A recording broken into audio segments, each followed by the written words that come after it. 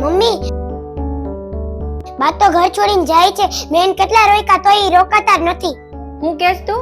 બા ઘર છોડીને જાય? હવે એને અહીંયા શું તકલીફ છે? જે કહીએ એ બધું લાવી દઈએ, એકેય વાતની કમી નથી. પણ હું કરવું એનું તો? સાચું કહું તો એના તો નાટક જ પૂરા નથી થતા. બસ આખો દિવસ પોતાનું ધાર્યું કરવું હોય, પછી ક્યાંથી અહીંયા રહેવું ગમે. મમ્મી, નાટક એના નહીં, તારા નાટક પૂરા નથી થતા. મમ્મી, તને ખબર છે ને, દાદી એકવાર પોતાને પૈસા વિના ચા બનાવીને પીધી હતી તો તે એને કેટલો ખીજાણી હતી. તે એમ કહી દીધું હતું કે પૈસા ઉપરથી નથી આવતા, કે આમના બનાવો તમે ચા, હવે કોઈ દી રસોડામાં પગ ન મૂકતા. તું હું કહે છો? તને કાંઈ ખબર પડે છે? તું આવું કરતો તો એ ઘર છોડીને વયા જ જાય ને. તો એને પસંદની વસ્તુ ખાવા નથી દેતી, એને પસંદની વસ્તુ બનાવવા નથી દેતી, તો એને કાંઈ કરવા નથી દેતી. એક દી એસી શરૂ રાખી ટીવી જોતા હતા, થોડુંક વોલ્યુમ પાસ હતી તો તું એને કેટલું ખીજાતી હતી કે આ લાઇટ બિલ ભરવા પડે છે ને તમે હું એસી કરો છો, પંખો નથી રાખ્યો, પંખો કરો, ટીવી નું વોલ્યુમ થોડુંક ધીમું રાખો, કઈ મફતમાં નથી આવતું બધું. વાંક તારો જ છે. તું આવું કર ને તો બા તો હું કોઈ વ્યક્તિ તારી યાર ન રહેવું ગમે.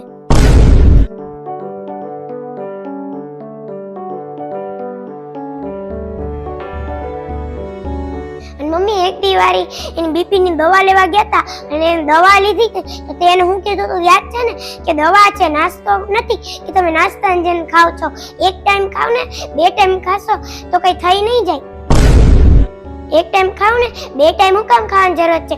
એક ટાઈમ ખાશો તો મરી થોડી જાઓ, મરી જાવ તોય મારે હું એમ તે કહી દીધું તું. હા, પણ દવા તો દવાની રીતના લેવાની હોય. એ એકારે 3 ટાઈમ લેવા માંડે છે. એને તો યાદ નથી રહેતું કે કઈ દવા ક્યારે લેવાની. એટલે હું એમ કહેતી હતી કે દવા જોઈ વિચારીને લેવાય. આ કઈ નાસ્તો થોડી છે? એમ કરીને તેને દવાઈ નથી લેવા દીધી અને તું તો એને ખાવાનું તો હું કાંઈ નથી કરવા દેતી. અને હદ તો તે ક્યાં સુધી કરી કે તું એને દવાઈ નથી લેવા દેતી. એ માંદા પડી જાય તો એની મોટી ઉંમર છે મમ્મી, તારે એને એવું ન કરાય. એને કઈક થઈ જાય તો.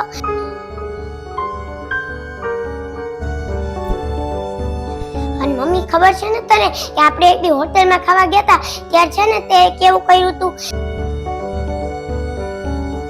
તે બાને એમ કીધું તું, બાએ જે તને એમ કીધું ને કે મને ભૂખ લાગી છે, મારું જમવાનું બનાવી દો, તો તે હું કીધું તું યાદ છે ને કે કાલનું શાક થોડુંક કાલ રાતનું થોડુંક શાક પડેલું અને સવારની થોડીક રોટલી પડેલી તો ખાઈ લ્યો. એમ કરીને તેને વાસી ખવડાવ્યું હતું. આપણે તો મહેમાનની વાસી ન ખવડાવતા અને આ તો દાદી છે. તો આવું કરે ને એટલે કોઈ તારી યાર રહેવું ન ગમતું. એટલે દાદી હવે નક્કી કર્યું કે એ આ ઘરમાં ન રહે અને એ ગામડે વયા જાય. ગામડે ઝૂંપડીમાં તો ઝૂંપડીમાં રહેશે પણ હરકી રીતે એને છુટકારો તો મળશે. જે કરવું હશે એ કરશે તો ખરી. ત્યારે યાર રહી તો એ હેરાન થઈ ગયા હતા. સારું થયું હવે ન્યા વયા ગયા. ત્યાં એ પોતપોતાની મરજીથી કઈ કરી તો શકશે. દાદી આવશે ને તો એ દાદીને એમ હતું કે તું એની યાર રહીશ ને તો એને સહારો મળશે. સહારો નહીં, તું તો એને ધક્કા મારીને બહાર કાઢીશ. દાદીએ તને કેટલા હાચવા છે, તું જે કે તને કરતા હતા, પણ તું અત્યારે છતાં એની યાર આવું કરે છો. મમ્મી, તું તો આવ બદલી જ ગઈ છો. તે તો દાદીએ તારાથી હાવ દૂર જ કરી નાખ્યા છે. જેમ તારે એને કઈ એની યાર કઈ લેવા દેવા જ ન હોય. અને આ વાત તને અત્યારે નહીં સમજાય. જયારે હું મોટો થાઈશ અને મારા બાળકો થાય અને એ તારી યાર આવું કરશે ને ત્યારે તને આ વાત સમજાય. પણ બધા કહે છે ને કે જેવા કર્મ કરો ને એવું ભોગવવું જ પડે. એટલે તારે તે ભવિષ્યમાં ભોગવવું જ પડશે. મારા છોકરાઓ તને કઈ ઘરમાં નહીં રાખે, તને કાઢી જ મૂકશે. અને હું તો ભગવાનને પ્રાર્થના કરીશ કે તું જે અત્યારે દાદી યારે કરીશ ને એ તારી યારે ભવિષ્યમાં ન થાય અને તું આ ઘરમાં શાંતિથી રહ્યો. બાકી તો ભગવાનની મરજી અને તારું નસીબ. તારા નસીબમાં જે હશે ને એ થશે જ તે. પણ હું ભગવાનને એક જ પ્રાર્થના કરીશ કે તું આ ઘરમાં શાંતિથી રહ્યો. હા શિવેન, તારી વાત સાચી છે. ભૂલ મારી જ છે. મારે દાદી અરે એવું ન કરવું જોઈએ. કદાચ આ વાત મને અત્યારે નહીં સમજાય પણ ભવિષ્યમાં મને જરૂર સમજાશે.